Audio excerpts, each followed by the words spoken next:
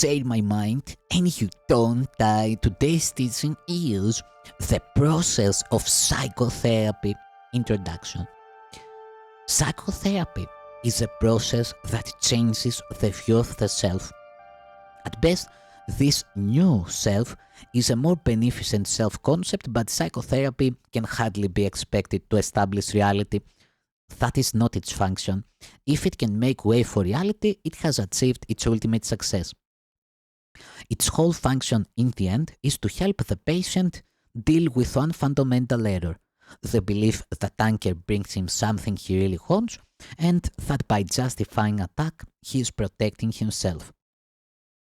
To whatever extent he comes to realize that this is an error, to that extent is he truly saved.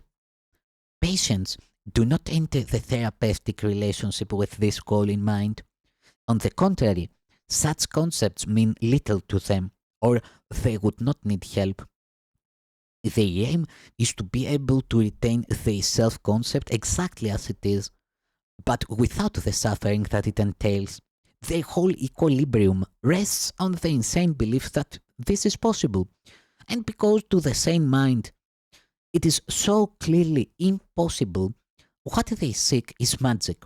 In illusions, the impossible is easily accomplished, but only at the cost of making illusions true. The patient has already paid this price.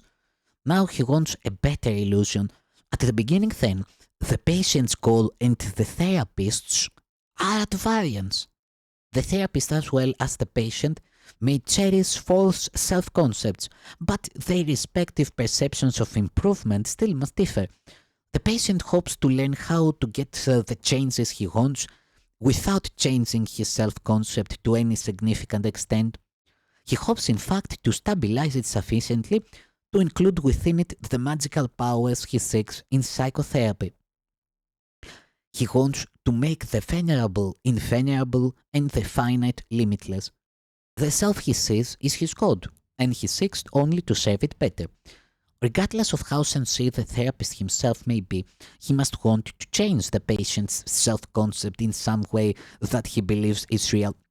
The task of therapy is one of reconciling these differences. Hopefully both will learn to give up their original goals, for it is only in relationships that salvation can be found. At the beginning, it is inevitable that patients and therapists alike accept unrealistic goals, not completely free of magical overtones. They are finally given up in the minds of both.